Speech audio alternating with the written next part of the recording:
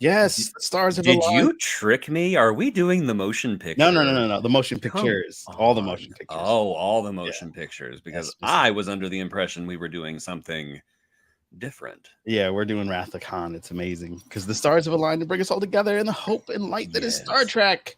This is the Captain's Quadrant with your hosts, Jason, Roy, Gaston, and myself, Joe Dove. If you like Star Trek as much as we do, please be sure to, do those fun, wonderful YouTube things. Subscribe, like, share. Let's do all those fun stuff, and we'd appreciate all of it. So we are here for probably, arguably, one of the greatest Star Trek films in the history of Star Trek film franchise. That is inaccurate. It is one of the greatest films Oh, in the history of science fiction.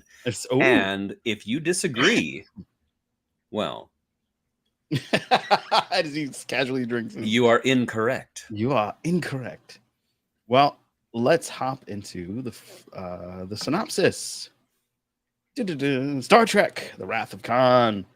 With the assistance of the Enterprise crew, Admiral Kirk must Admiral? stop an old nemesis. Admiral Khan Noonien Singh from using the life-generating Genesis device as the ultimate weapon. Yes, that's pretty much what happens. Yeah, that's accurate. There was some long run synopsis, and I was like, nah. Nah, let's just get into the nitty gritty because this movie is it's everything you wanted and more. All right, let's hop into First Contact, my friend.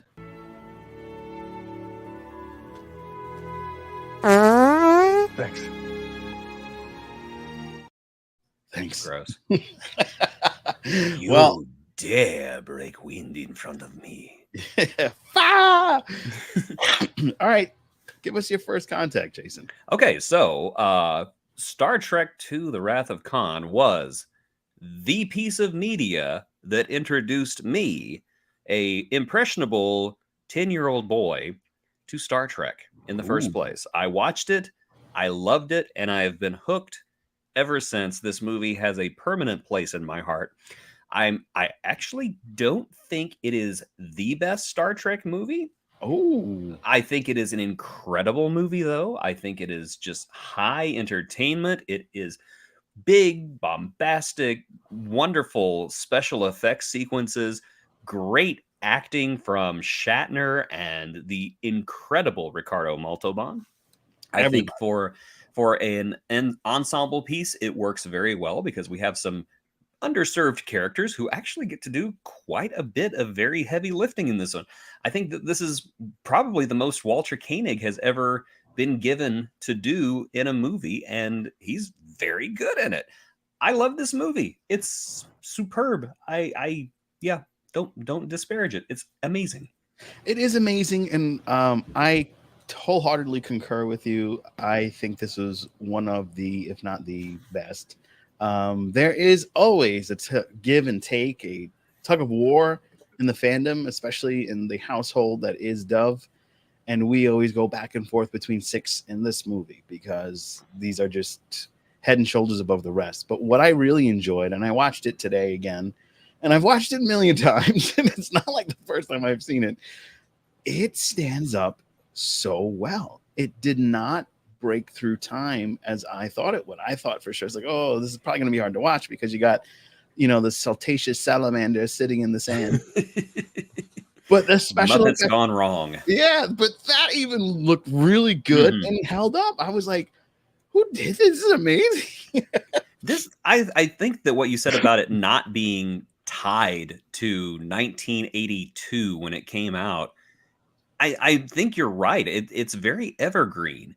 Yeah. They switched the uniforms. Thank goodness they switched the uniforms to those monster maroons that have just been classic. Yeah. They don't scream 80s. A couple of the hairdos kind of scream 80s, but mostly I could see this movie being released today with a very little change and it looking pretty contemporary. I think they pretty much gave this movie a look of its own, and I really enjoy the way that it played out.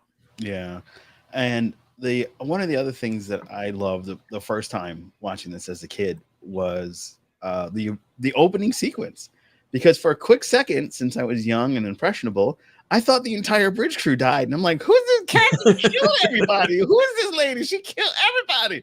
You know, and I was so like shocked. And then it like stopped the simulation. And then you got DeForest Kelly V. Well, how was my acting? Like, I really appreciate it because there was a little bit of humor that kind of happens throughout the movie, and it fits so well. And I really appreciated everybody. You know the real reason why the simulator sequence is in the beginning of the movie, right? No, it's because it was, you know, the big thing at the end. The big reveal at the end was that Spock was going to die saving the Enterprise. And even though movie leaks were not as common back then as they were today, it did leak out that Spock was going to die in the new movie. Oh. And so I think rather ingeniously, they put the simulator sequence at the very beginning of the movie, and everybody got to watch Spock die.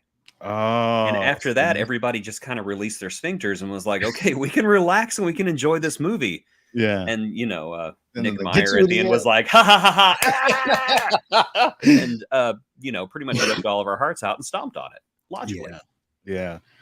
I just will never forget the sequence when you get the two ships squaring off that first time.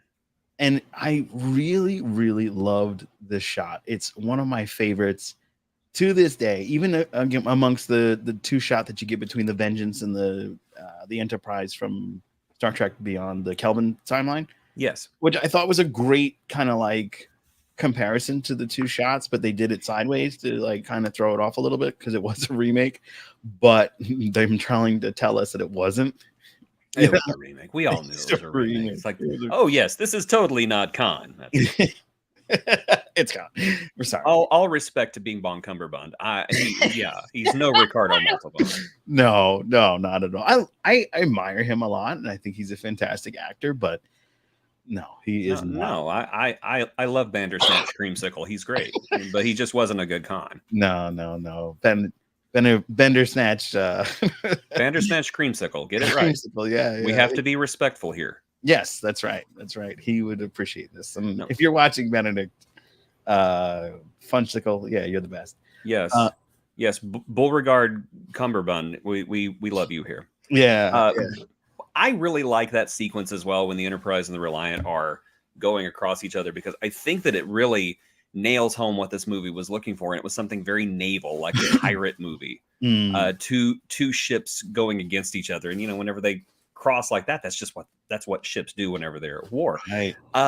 It's Horatio Hornblower, just like Gene Roddenberry always wanted. Yeah. I have a cat playing with a plastic bag and I don't know where it is. Uh-oh. Well, let us hop into pros and cons. Sometimes may be good, sometimes may be shit. Pros and cons. Pros and cons. Do you think that Shatner knew whenever he gave that line that he was making an immortal piece of pop culture? Because even people who don't know Star Trek knows Khan. Yeah. Like I get shouted on the bus and like at least 3 people would do it back to me. Oh yeah.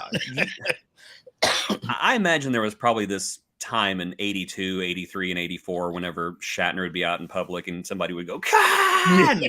I have been in other movies, you know. You've got me, Khan. You've got Genesis, but you want me. You're going to have to come down here. You're going to have to come down here and get me, Khan. I've done far worse than kill you. I heart you, and I wish to go on hearting you. I will leave you the way you left her, marooned for all eternity in the center of a dead planet, buried alive. Now, you can tell how often I watch this movie. Exactly. Now, I've got to say, this by far has some of the greatest lines.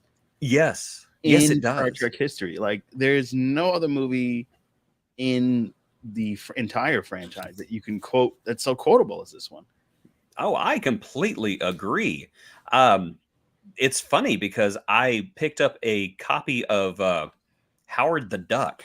Oh. That was printed about 10 or 15 years ago. Mm-hmm. And going through this, there's the whole, you're gonna have to come down here, Dr. Bong. You're gonna have to kill me. I've done far worse than kill you. I've hurt you. And I'm like, they're doing Star Trek too. Yeah, it has just permeated our pop culture, and the line delivery is great. The lines are great. The writing is incredible, especially considering Nick Meyer had, I think, 4 weeks to write this movie, which is an insanely short amount of time. What? Yeah, and the theme of the movie is just incredible because, not only is it that tried and true, a hero past his prime story that so many other movies have been trying and getting rejected for. We had The Last Jedi and we had the last Indiana Jones movie, which personally, disclaimer, I really enjoyed both of them. Come at me. I don't care if you didn't like The Last Jedi. I liked it. But I don't know, for some reason this movie made it work because Kirk was feeling his age in this movie. And through it all, he kind of regains that youth, and just the way they handled it with the theming of a person from your past coming back into your life, and a device that brings forth life from nothing, and the passing of old friends. And I cannot tell you how well written this movie was. It clicks all the boxes. It does. And it fixes so much from the first movie, because the first movie I enjoyed the first movie.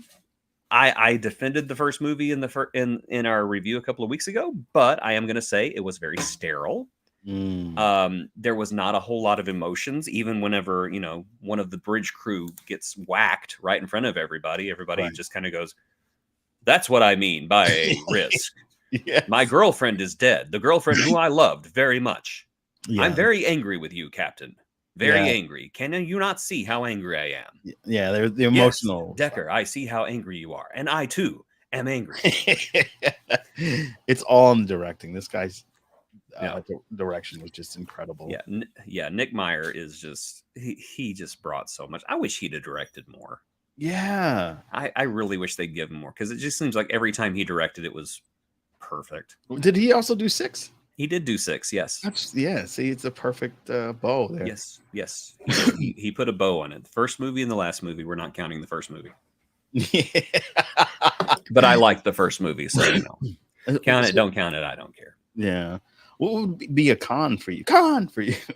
A con for me, yes, is finding a con for the Wrath of Khan is nitpicking, I think. But I do remember whenever I was a kid watching this movie, I had no idea who Khan was. I think they do a good job of explaining who he is, to the point where, I know this guy's a threat. I know he's got some history with these people, even if I don't know everything. But the fact that Kirk does maroon Khan and his entire crew on SETI Alpha 5. SETI Alpha 5! SETI Alpha 5! The fact that he maroons them all there and then leaves them and never checks up on them. And to the point that one of the planets in the system explodes and knocks it out of orbit. Right.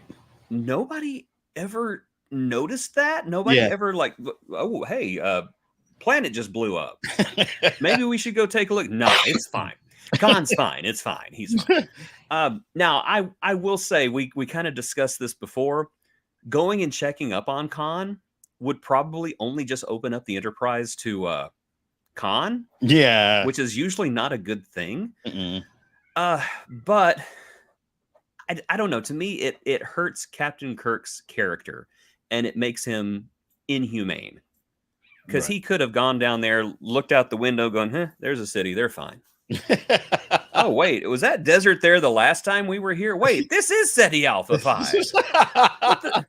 Send them down some sunscreen or something. Oh, there's some parasitic worms down there. Well, send down some earmuffs. They'll be fine. Just think about that. If they just had earmuffs on the Botany Bay, Khan would not have been anywhere near as salty as he was whenever he shows up in the movie. Yeah, his wife would have never perished. He would have just shown up, taken the suit off, and then had then earmuffs off, and Commander Chekhov, hello. Been a long time. How is Kirk? Yeah. I love Montalban's delivery was just fantastic. Every single line. He just every time he's on screen, it's like, yeah, what's gonna happen now? he is Shatner, because Shatner milks every scene he's in, but Ricardo milks every scene he's in, and it's exquisite. Yes. Every word he just pulls out, and he's just. I miss Ricardo Montalban. I do so much. I miss him so much. I was watching something about the making of Spy Kids 3 the other day. Yes, you were saying that. Yes, he was wheelchair bound, and they built a rig so that they could do motion capture with him in the wheelchair. And just fantastic. Everything he did, from the Naked Gun to Fantasy Island, just that man was Naked Gun. Rich Corinthian leather. He was talking about his voice. Yes, I would emulate Ricardo Montalban if I had a squidge of that talent. You definitely have the talent. I can do a poor impression of him. I mean, let's not inflate my ego too much here. I am being humble in the mention of greatness. Yeah. Okay. One of the things I love, my pros and cons, the biggest pro of this film, as we've been talking about, is Ricardo Montalban and the suits that they made. It's like a spacesuit, but it got ripped. Yes. And he had that glove, and they never explained why he had the glove. I have to stop you for a second, because your mom is gossiping. Oh, my mom's gossiping. Oh, okay. Let's see. All right, so let's run to the comments real quick. I'm super happy to see Sarah Andrews. Hi, Sarah. Last time we were here, we had some technical issues. We couldn't play your comments. WRATH of Khan? Yes, walk. Oh, I was getting hungry for Chinese food there for a second. But let's take a look. Hey, Sister First Presbyterian Church of Newark, New Jersey. Oh, okay. Yeah. Damien's got a really good we go. Ricardo would have made a great Bond villain. I'm kind of surprised he wasn't, because I don't know. I guess maybe it's just the Naked Gun, but I was thinking he was a Bond villain, but I think it was the Naked Gun I'm thinking of. Yeah, I think so. I think you're right. Yeah. Oh my goodness. But now I want to watch the Naked Gun now. Yeah, I'll be doing that. We're doing that afterwards. And then yes, Sarah Andrews agrees with Damon. Yes. Yes. So true. So you went and saw this movie as an infant. That's something else. So you're the one, whenever Khan is sitting there going, I'll chase him around the Tires Maelstrom and around. Yes, that's me. If you saw this when I was a child in the theater and you heard the screaming, if you were in Rhode Island, sorry. You could be owed financial compensation. You could get a sticker or something. Joe to see this because there's some old person watching this going, that was you all this time, Dove. I have been and always shall be your.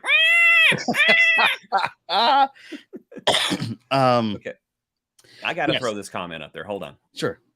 Khan dialogue or General Chang? I'm gonna give it to Khan, Oh. because General Chang's dialogue was mostly Shakespeare. True. Which Shakespeare is awesome, and Christopher Plummer killed it every single time, but he's just not Ricardo Montalban. Yeah. He's just not. Ricardo Montalban's voice is pure sex. Let's be honest. It's true. He just walk in, he goes, hello, I am Ricardo, and 20 women in the theater got pregnant. Right there. The thing about Chang, I thought that he really hammed it up to be on level with Montalban.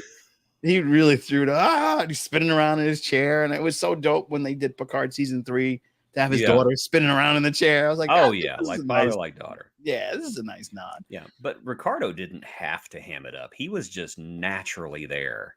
Yeah. Could you? I would love to have seen like an alternate universe where Ricardo Montalban played General Chang. Could you imagine that? Oh, that would be amazing. He'll cry Havak and let's sleep the dogs of war. Every time I try to do Ricardo Montalban, it sounds like Puss in Boots, and I apologize. It's okay. It's great though. Fear me, I am Khan. Now, one thing about Khan was he was quoting some literature too. His last scene was from Hell's Heart. I spit at the with my. That last was Moby Dick. That's Moby Dick, right? Yes. And he did Paradise Lost. Yes. He like took bits, and so there's this literature all throughout both of those. But Oh yes, which is a Star Trek staple, is right. Quoting sources that 99% of the audience has never read. What? Wow! Do you believe he said that? That Yes. was amazing. Yeah. 99% of the audience and Lily from First Contact never read. Still one of my favorite jokes whenever he uses Moby Dick against Picard, and Picard gets mad, smashes a window, and then quotes Moby Dick, and she's like, "What are you talking about? Moby Dick? Oh, I never read it." Just love she would that. have been like, "Huh?" Yeah. Some of my other big pro in this movie was the dogfight, the ships passing each other, the battles, and then we've got some of these beautiful images to share. It goes from being a naval battle to being a submarine battle. Yeah. It just, you don't even notice it switches like that. It's just so great. It is. Let's take a look at some of those. We got Yes, please do. Oh, the first encounter before they muck each other up. yes. So beautiful. I mean, Forgive my automatic litter box noises right there. My cats are determined to ruin the show one way or the other. It's okay. We love them. Yes. Of course, you get the revenge shot Yes.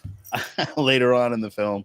But this is probably my favorite shot of all Star Trek. I always say during that shot when the Enterprise is coming up from behind the Reliant, the Hornering intensifies. Yes. James Horner wrote an amazing score for this movie. He did.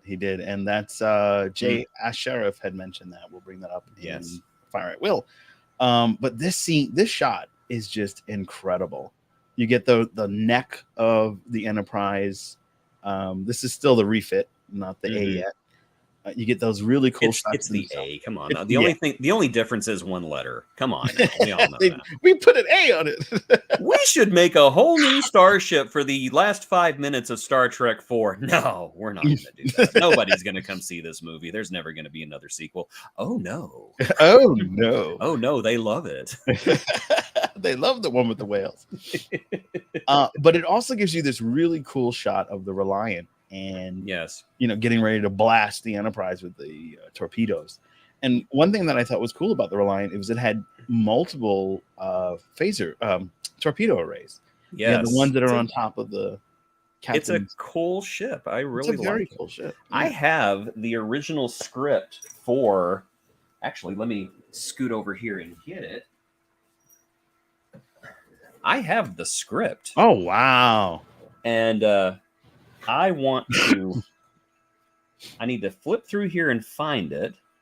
Ooh. But I really like the way that the script talks about what the Reliant looks like. Ooh. So let me flip through here. There's Terrell, there's Bones. I'm looking for the first scene with the Reliant. My cat just smacked the side of the script for absolutely no reason. You can't get me, Khan. Let's see. Here we go. In foreground is the USS Reliant, an older, somewhat battered starship of the Enterprise class. Oh, wait a minute. So they were planning to make the Reliant the TV version of the Enterprise. Oh, that would have been so cool. Yeah, and it's actually the first of 2 times we almost saw a classic Constitution class ship in Star Trek movies. Here's some trivia for you. What was the second time we almost saw it? Star Trek 5, maybe? Star Trek 2009. Really? The USS Kelvin was originally written as the Enterprise. Oh, wow. And it was going to be the original Enterprise, and it was going to get blown up in the first 5 minutes. And the Enterprise that Kirk takes command of was going to be the Enterprise A. Paramount read the script and was like, you can't blow up the Enterprise in the first 5 minutes. Not until the third movie. Yeah. So not until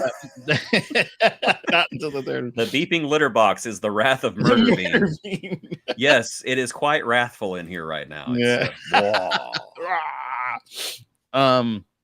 That's amazing. That would have been kind of cool, like to see. It would have been. I understand where Paramount's coming from. Yeah, but at the same time, That would have been a heck of a way to start the movie. Take out the classic Enterprise and just blow the heck out of it. It would have made so many Star Trek fans angry. That would have been cool. It would have been. Yeah. Oh, it's Murder Bean. It's Murder Bean. Did you have a good poop? Yes, Did you have a good poop? All for you. Thank you. Yes. Oh my goodness, so cute. And it's like total darkness, and then those eyes just peer out back at I you. didn't want to just poop. I wanted to hurt you. And I wish to go on hurting you. Buried alive. Buried alive. Another great clip of the ships is when they're in the nebula, and the Enterprise is a little bit more worse for wear. Yes. But this side shot is so incredible. It's just is. I just love the whole creeping around the nebula bit. Speaking of the nebula, yes, such an interesting special effect. Oh, Do you know how they made the nebula? No, I do not. Please. Water and food coloring. What? Really? That's it. They put water and food coloring and they just filmed the results. Wow. They just let it settle into these patterns and they just filmed it and they used that as a backdrop and they added a few little animated enhancements to it, and that's how we got the Mutara Nebula. And the Mutara Nebula looks so good that they reused it all the way up until the Voyager and Deep Space Nine days. Wow. Yes. That's incredible. I had no idea. Absolutely. The nebula that the Enterprise hides in from the Borg, Mutara Nebula. Oh. Yes. Mutara Nebula. But you know, if you got a special effect that looks really good, especially in the pre-CGI days, you're going to use it over and over and over again. I believe, if I'm not mistaken, and you can correct me, were they Montalban's real breasts or fake ones? Okay, I can tell you from everything I've read, they were real. Oh, and they were spectacular. Look at that. I had no idea. I should have called this movie The Pecs of Khan. Khan. God, boing, boing, boing, boing, boing. I wonder if he could have done that if he had done like one peck at a time like The Rock does. Probably. It's like, Kirk. What are you doing? I'm not doing anything. What are you doing? This is how I stand naturally. Don't you do this? And then my final shot of the ship when it gets fired upon, that pulverizing shot that pretty much sends the whole ship into a tizzy. Yes. And leads us to the end of the film where we have to say goodbye because, you know, Kirk was going to jump in there and let all that radiation kill us all. No. And what I love is there's a guy holding Kirk, like, you know, crewman. I know. What is he just really short? I don't know if he's short or is he like really putting his everything into like. I don't know. It's just so awkward. And I know they did it for the staging so that nobody would cover Shatner's face. I'm pretty sure Shatner probably threw it like, he is in front of me. I am the star. Down on your knees, boy. I don't want you ruining the shot. No, I honestly, as a kid, I was fascinated with little people. And that is probably not very politically correct to say. And I don't mean that in a negative way. I just mean I was fascinated by them. Okay. I was fascinated that they existed. And so in my head, whenever I saw that the hair down there, I was just like, oh, they have a little person on the Enterprise. Yeah, I can see that. Yeah, that's just it. I was like, oh, little person. They're being inclusive. I like that. Yeah. I didn't understand those words. I was like 10 years old. So I was probably used like inadvertently used a slur back then, which I thought was acceptable at the time, which I know is now not. But yeah, I'm just a little person. I want to see little people used in non-stereotypical roles. I want to see just a little person walking along the Enterprise, just like Captain, Commander, how are you? Oh, how about a captain? Like, yeah, I could see them. Peter Dinklage would be an amazing. Peter Dinklage would be an awesome captain. Yeah. Oh just, my God, they're missing an opportunity. Absolutely. Unless he hates Star Trek, then that would suck. But if he hated Star Trek, I would be very disappointed. But I would forgive him because he's amazing. Yeah, he's an amazing actor. I'd let it go. Yeah. Of course, we have to go into my one con for my one Khan. I was gonna do a soundboard thing, but then I think it would kind of get annoying after a while. I wouldn't have gotten annoying.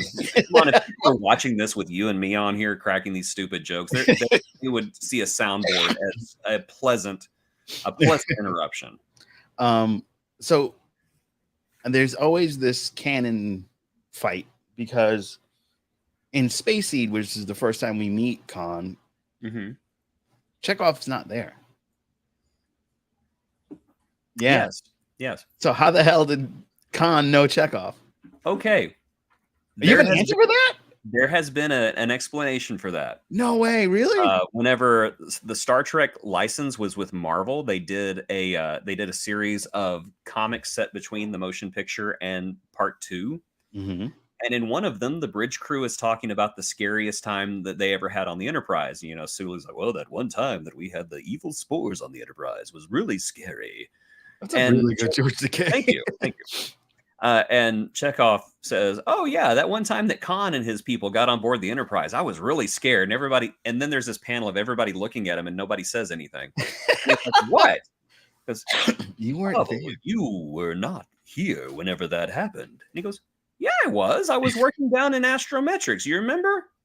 Does no one remember that I've been on the ship for, the bridge was not my first posting. I've been on the ship for years. Oh, wow. Everybody's just like looking at him and, you mean no one remembers? And so, it kind of recontextualizes that scene whenever he goes, but I never forget a face. Yeah. Chekhov is like, really? You remember me? Yes. You served me that chicken enchilada in mess hall. It was cold. Chicken enchilada is a dish that is not best served cold. Yes. Oh, the line of the night. Chicken enchilada. I want to know how Khan knows what Klingon sayings are, to be honest. Yeah. Because honestly, the whole thing should be dish is a revenge is a dish best served cold. It's an old Klingon saying. What's a Klingon? Yeah, I think that would have been great. I know. Is that like whenever you're really sweaty and you get like the little hairballs stuck in your butt? Are those Klingons? The Klingons. No. Those are dingleberries. I've been calling them Klingons this whole time. Now I just feel foolish. Fire! Yes, speaking of fire, that is fire! Fire! Oh, he was having so much fun. He was. Right there, you can tell the pecs are real. Yeah. Those are real. Those are not plastic. Those are not latex. We are not going to disparage Ricardo Montalban's amazing pectoral muscles in this video. They are real and they are spectacular. Yes. And I also find it funny that the guy in the background, like way in the back, has this weird like amalgamation of Uncle Fester and one of the kids from the Kids in the Hall. Going on. And it's like, is that the guy from the Kids? Like, I watched it today again, and then I was like, is that the guy from the Kids in the Hall? Like, pause. It's like, no. It kind of does look like Scott Thompson. It looks like Scott Thompson. Yeah, sure. I'm glad you know his name. Darn. Yeah. And then he's like Uncle Fester and Scott Thompson had a baby. Yeah, look at that. Uncle. Wow. I've never looked at those guys in the background, but here's a question for you though. Yeah, no problem. So Khan and his people go up on the Reliant and they leave the Reliant crew behind on Ceti Alpha 5. Ceti Alpha 5. Yeah, but here's the thing that kind of bothered me in later years whenever I sit at home alone and the power goes out and I have time to think about things. I'm assuming Khan and his followers got busy and had families of their own, right? That means that there were children on the Reliant. Oh no! They blew up Khan's kids. It's like I just want to see that. I want to see Lower Decks do that. Just like the story of Jimmy Khan.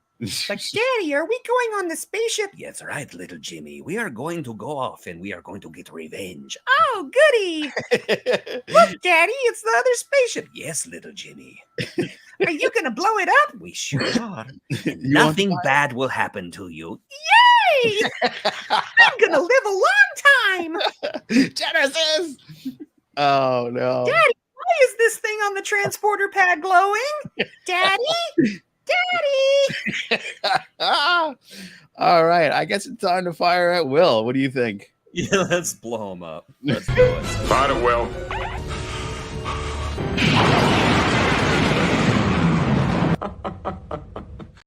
Gives me a great time to cough. That's the last Yes, remnants. I know. There goes. We're having some more murder bean wrath. Oh, nice. Yeah. Wrath of Murder Bean. Yes. So Jay It's Asharaf. one of those things that's got you look in the litter and you just see something moving and the cat just grabs it like puts it in checkout in here. come here, Fizzgig. This goes to your Surprise Playboy didn't sign him up. Yeah. Oh, I'm sure they probably asked. It's like, Yeah. you would need a very large centerfold if you know what I mean. God. It would have to be held together with duct tape and rebar, not staples. They are not mighty enough to hold back Yes. my vengeance. That's what I call it. Yes. Vengeance. It's served cold. Would Plummer have made a good Khan? Damon, thanks for the question. I think Plummer would have done a great job as Khan. I think Ricardo would have done a great job as Chang, but I'm glad I live in the universe where they played the roles that they were born to play. Yes, I agree. And then my mom's just throwing love to your cat. Here you go. There you go. Oh, one more. Hello. Guess what I just did again? I left you a surprise. The Alpha 5 in the litter box.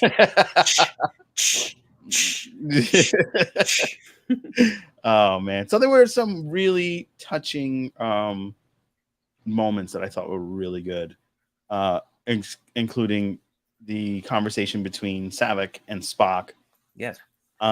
In Vulcan, which I thought was really cool. They recorded that in English Oh. and then dubbed over it in a different language. So if you turn off the volume and just watch their lips, they're saying the lines in English. Oh wow. Yeah. Wah, wah. I wish that they would have kept the plot point that Saavik was half Romulan. I wish they kept that in the movie, because you In can the kind beginning. of see little parts of it popping up. And there is a deleted scene in the network television version in which a character says to Kirk, or Kirk says something about, yeah, it's probably that Romulan half of her that we've been hearing so much about. And that explains why you see these little flashes of emotion from her, because it's her Romulan side and her Vulcan side at war with each other. Yeah. So I wish they would have kept that in there, but I can also understand why they kicked it out, because this is a very lean and mean movie, and they really didn't want to dally on things that didn't affect the plot that much. Yeah. It would have been interesting to explore that, though, especially since you have a follow-up movie, because technically this is part of a trilogy. Yes, In the it is series. the Genesis trilogy, as I call it. Genesis. Yeah. And then we got Doc Brown came after it in the next movie. Well, we'll talk about him whenever. Yeah, I got things. Yeah. I got some things to say about I got old some Chris, things to say. and they're all good. They're all good. Oh yeah. Chris and I share the same birthday. Fun fact. Oh, really? That's yeah, cool. October 22nd. Yeah, the exact same birthday. Crazy. And the other thing was the ripple effect of space and time, and that is Kirk having a kid. Yes. Look at baby Kirk. Mm-hmm. Yeah, Carol Marcus and Kirk. Yes. Merrick Buttrick was his name, I believe. Yeah, I think so. Yeah, sounds good. Yeah. I'll go with that. Sure. The funny thing about what's his name? David, right? David, yes. David Marcus was in. I think people got confused with the Kelvin movie, because I think they mentioned that Kirk knew about David in Strange New Worlds, and they were like, "Oh, it must be an alternate timeline because he knew about his kid that he's about to have." No, he knew about him in Star Trek In because this movie? the first thing he asks is that David? Yeah, exactly. He knew it, always knew. So there wasn't a mystery. And they mentioned it. And they were like, "No, you wanted to stay away, and you wanted me to stay away, and I did, because I was out here gallivanting across the galaxy." So I'm pretty sure that those things were taken care of, and people just may have forgotten. So if you are a big Strange New Worlds fan and didn't know about that, here you are. Go back and watch one of the greatest. Watch the classics before you open your mouth. Exactly. We got another great question for Damon, and Okay. that is, what character was most underutilized in this movie? It's a toss-up for me. Oh, really? Sulu or Uhura. And Oh, yeah. I'm gonna say Uhura because Uhura was given the short stick in the Mhm. motion picture and in the Wrath of Khan, and especially in the Search for Spock. Oh, yes. She was short. I don't even know why they kept her out of the Search for Spock, because it just seemed like such a disservice. And her Yeah. one scene was awesome. The big scene where I know I'm talking about part 3, but the one scene where she throws the one guy in the closet, I thought that was great. Why? Yeah. We want her on our side. We're glad Exactly. you're on our side. Now we're leaving you here. Fine. No, you're leaving Chekhov here. Yeah, Him in that exactly. stupid Dutch boy outfit that he's in. Get off the transporter pad. Get off the transport. Stop crying, Chekhov. But I want to go on nuclear vessels. You know what's great? Talking about the butterfly effect. What's that? Without Khan, the Federation would have been destroyed. What? Oh, How? yeah. Without Khan, the Federation would have been destroyed, because without Khan, the Enterprise would have never been attacked. Spock would have never died. Okay. If Spock had never died, Kirk and his crew would have never stolen the Enterprise to go rescue him. Mm-hmm. And if they had never stolen the Enterprise, they would have been there on Earth when the whale probe showed up, and humanity would have been a screwed. Oh. So Khan is essentially a Federation hero. In a weird way. In a very weird, roundabout way. Yeah. He saved the Federation. Now imagine if Q would have shown up right before the Reliant blew up and said, "Oh, you must be Khan. I have something to tell you. You just saved the entire Federation. You just made Kirk a hero. You gave him back command of the Enterprise." What? From hell's heart, I'm really upset now. I don't know what to say. You made my day worse. Again, I should be on the writing staff of Lower Decks. Yeah, these are I all really fun should things. be. And That would have been a great short trek. It would have. Great short. Bring back short treks. Yeah. But you know, my personal opinion, pay your writers and actors first. Yes. Let's get that over with. I mean, Yes. come on. We're all tired of it. We know the studios are the bad guys. Quit. Yeah. Just stop. Just stop. Let it go. Pay people. Pay them. They do so much wonderful things. Like, this writing in this movie is proof of purchase. Yes. That shows you how good writing makes a movie. This is still, to this day, one of the best Star Trek movies, and it's because of the writing. So pay your writers. Yes. And then it's because of the acting. So pay your actors. Yes. Oh. AI is never going to give you a movie like this. No. Never. And not it's going to give you weird movies where somebody has fingers out of their head and like they're not wearing pants. Right. And then they start shouting Nazi propaganda at the screen.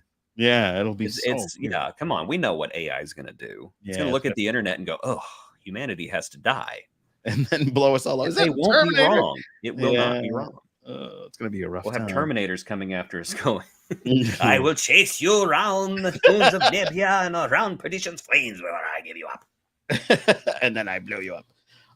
Another thing I noticed, the phasers changed in this movie. The phasers and the tricorder, the communicator. Yes. I'm glad I didn't like the wrist unit from the motion picture. I'm glad they got rid of that because I like the handheld thing. It's a lot of fun. I mean the precursor. I forgot which side. It's over here. Those are fun too. Yeah. But just something about holding something and talking, "Khan, you bloodsucker. You're gonna have to come down here, Khan. You're gonna have to come down here." I just love that. I love that. Yeah. And I really like the phasers too. I actually have a Star Trek 2 phaser in my living room, but I'm not going to go grab it right now. No, don't worry about it. I found it in Japan. It was awesome. So that's cool. Yeah, so it was just awesome. I just love that look. Yeah, I like it better than the deflector dish phasers that they had in the original series. Now those are charming. They're charming. I have 2 of them, and I love them. Yeah, they're neat. Yeah. They're neat, but that one in this movie was so cool. It had such like detail and like it, like when it shot, it wasn't just like a beam. It was like 4 different beams. It was like a flat plane, and it and it was like a bunch of it was so cool. The effects, everything was so neat. I just loved it. Absolutely loved it. And then of course we've got Lower Decks coming out next week. I thought we were gonna Is have it next week? it's Oh next my week. goodness! I love that Yeah, show. because huh? I love that show, and Me it's too. not union, so it's safe for us to Yes, look at. exactly. We can chat about it. We're gonna have a good time. We may have special guests. I'll keep you It posted. should be union, but it's not. It's not. Yeah. I mean, it's a different union, Right. And they're not on strike yet. and they're not on strike Yeah. yet. Hopefully they won't be. Please don't. Please don't. Please do don't that. take this from us. Yeah. I want to talk some LD. Lower decks. Lower Lower decks. decks. Lower decks. So please join us next week. Jason Roy Gaston, thank you so much for being the co-host of the Captain's Quadrant. The pleasure was all yours. Yeah, absolutely. I really appreciate you joining us each and every week. We're gonna have a lot of fun in the Lower Deck seasons that's coming up. They're gonna be 2 for 1. So hopefully this mucus is all out of me and we can just get this rolling copyright free, all the goodness that is Lower Decks, because we're going to have a full hour premiere. It's going to be 2 episodes back to back. So lots of fun. Looking forward to it. Yeah, real nice. So we'll see you then. I wish everyone that's watching a best life, long life, and peace. So Yeah, until I'm going to next give time. the sarcastic salute.